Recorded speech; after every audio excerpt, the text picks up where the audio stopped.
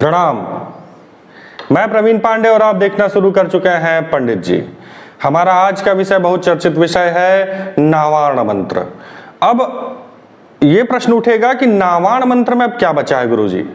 नावाण मंत्र का अंत नहीं है, उसकी शुरुआत का पता नहीं कर सकते, उसके अंत का पता नहीं कर सकते कि इससे आप क्या क्या चीजें कर सकते हैं।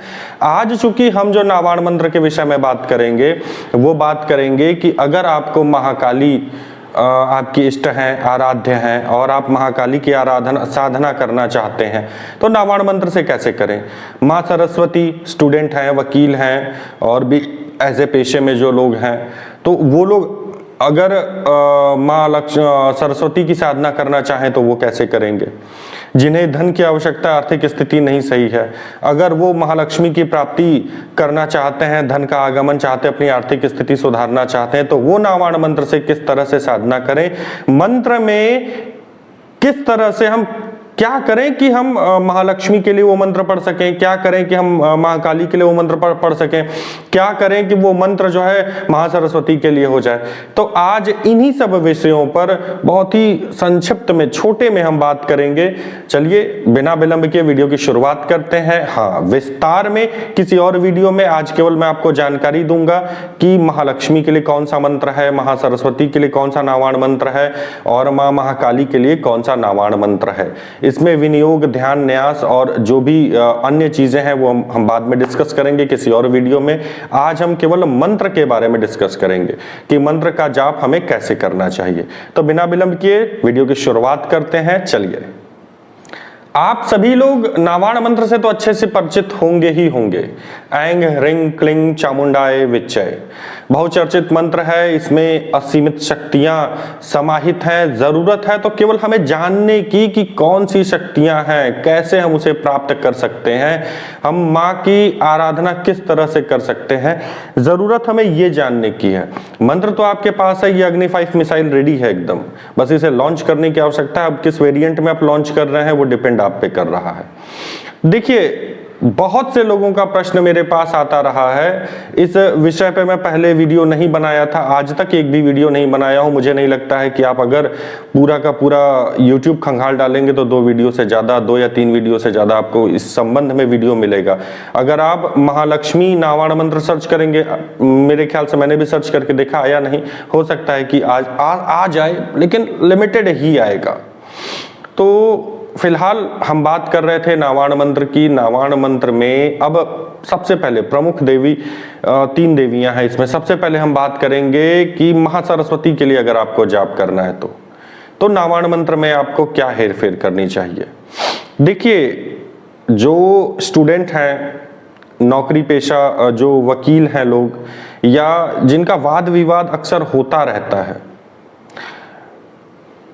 मतलब बोलने का ही व्यवसाय उनका हो, तो ऐसे लोगों को माँ सरस्वती की आराधना करनी चाहिए। सबसे सरल आराधना और साधना किससे हो पाएगी? नावाण मंत्र से, क्योंकि ये मंत्र छोटा है।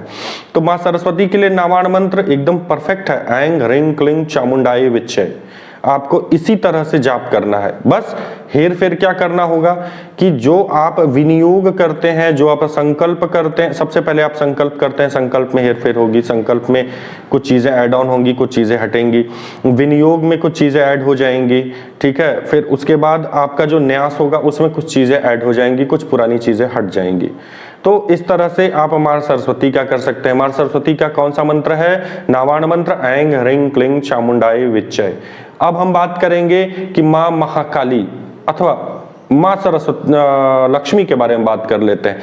आर्थिक स्थिति से, बेकार आर्थिक स्थिति से, कमजोर आर्थिक स्थिति से बहुत लोग परेशान रहते हैं।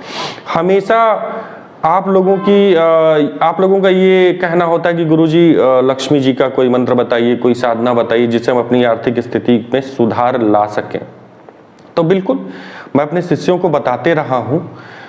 वीडियो पहली बार मैं बना रहा हूँ। हाँ, जो लोग कुछ लोगों को ये भी शिकायत होगी, गुरुजी आज तक तो आप नावाण मंत्र के ही केवल वीडियो बनाते थे, आपने तो कभी आज तक ये किया है नहीं। हम तो देख के उसी को आपके वीडियो को ही देखकर साधना शुरू कर दिए हैं।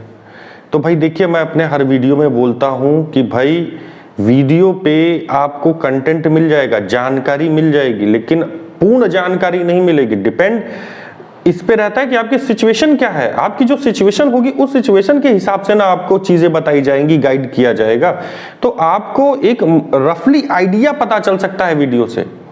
अब आप ये कहें कि साधना की संपूर्ण विधि आपको पता चल जाएगी, बिल्कुल, मैंने कई वीडियोस में बहुत सारी विधियां डाली हुई हैं, लेकिन उसमें कुछ न कुछ ऐसे पॉइंट होते हैं जो कि आपकी सिचुएशन के अकॉर्डिंग हमें बताने होते हैं। अब वीडियो में तो मुझे नहीं ना पता कि हैदराबाद के फलाने हैं, उनकी ये दिक्कत है, उनको इस तरह से करना चाहिए, संकल्प में ऐसे हेरफेर करना चाहिए, या तेलंगाना के ये हैं, उन पे पितृदोष है, उनको इस तरह से करना चाहिए, फलाने जगह के ये हैं। तो ये सारी चीजें वीडियो में नहीं हो सकती हैं। उसके लिए आपको संपर्क करना ही करना पड़ेगा। संपर्क व्हाट्सएप पर आप संपर्क करिए, समय मिलते ही मैं आपको कॉल बैक का समय बता दूंगा, उस समय पे कॉल कर लीजिए, या मैं खुद ही कॉल बैक आपको कर लूंगा। फिलहाल हम बात करेंगे महालक्ष्मी के नावाण मंत्र की। महालक्ष्मी का नावाण मंत्र, बीज मंत्र कौन सा है? ऐंग, रिंग, क्लिंग, इन तीनों में से कौन सा है? कमेंट करके जरूर बताइएगा। फिलहाल बता देना चाहिए आप लोगों को, मैं ही बता दे रहा हूं। ऐंग जो है सरस्वती माँ का हो गया, रिंग जो है माता जी का हो गया। महालक्ष्मी का बीज मंत्र यहाँ पे संबोधित होगा। बहुत से लोग इस पे कटाक्ष करेंगे। मंत्रों के बारे में, मंत्रों के व्याकरण, मंत्रों के रचना, इन चीजों के बारे में बहुत जल्दी एक सीरीज शुरू करने वाला हूं। उसमें आप लोगों को पता चल जाएगा कि बीज मंत्र और अलग अलग आकार लकार ये होते क्या हैं, इनसे कैसे मंत्र बनते हैं, कैसे विच्छेदन होता है मंत्रों में, कैसे कौन सी चीजें ऐड करते हैं। तो ये सीरीज जब मैं ले आऊंगा तो उसमें आप प्रॉपर एक एक वीडियो देखते रहेंगे, आपको खुद ही समझ में आ जाएगा। तो जब आप महालक्ष्मी की साधना कर रहे हैं तो वहां पर रिंग सबसे पहले आ जाएगा। रिंग कैसे आएगा? रिंग ऐंग क्लिंग, रिंग ऐंग क्लिंग चामुंडाय विच्चय, ये हो जाएगा आपका माँ लक्ष्मी का नावाण मंत्र। क्या होगा? ओम रिंग ऐंग क्लिंग चामुंडाय विच्चय, ओम रिंग ऐंग क्लिंग चामुंडाय विच्चय, ओम रिंग ऐंग क्लिंग चामुंडाय विच्चय, ओम रिंग ऐंग क्लिंग चामुंडाय विच्चय। तो इस तरह से आप इसका जाप करेंगे। वही सेम चीजें संकल्प में थोड़ा सा चीजें चेंज होंगी, विनियोग में चेंज होगा, न्यास में चेंज होगा, और इसमें ध्यान। और देखिए इसमें बहुत सारी चीजें होती हैं, स्तोत्र और स्तवन, बहुत सी ऐसी चीजें होती हैं जिनका पाठ करना होता है। तो वो अकॉर्डिंग टू सिचुएशन किस तरह से है, कैसे है, किसका आप साधना कर रहे हैं, उसके हिसाब से आपको गाइड कर दिया जाएगा। डिस्प्ले पे मेरा नंबर रहेगा, व्हाट्सएप पर मुझसे पूछ सकते हैं, समय मिलते ही मैं आपको जरूर जवाब दूंगा। माँ काली का आप सभी लोगों को समझ में आ ही गया होगा। अगर आ गया है तो कमेंट करके बता दीजिए कि माँ काली का मंत्र कौन सा होगा। क्लिंग ऐंग रिंग चामुंडाय विच्चय, शायद मैं पहले आंसर दे दिया। क्लिंग ऐंग रिंग चामुंडाय विच्चय, क्लिंग ऐंग रिंग चामुंडाय विच्चय। मैं इस बार कई बार बताया हूं, फिर से आपको बताता हूं। देखिए जो मंत्र जाप होता है ना, वो जो आपकी गोली होती है, बंदूक की गोली होती है, उसका बाहरी आवरण होता है। जो ध्यान होता है वो उसका बारूद होता है। तो दोनों ही चीजें इंपॉर्टेंट है। आपने ध्यान अच्छे से लगाया, ध्यान अच्छे से किया, पर आपका मंत्र जाप सही नहीं है तो आवरण आपका कमजोर है, बारूद इधर उधर छिटक जाएगा, आप लक्ष्य तक नहीं पहुंच पाएंगे।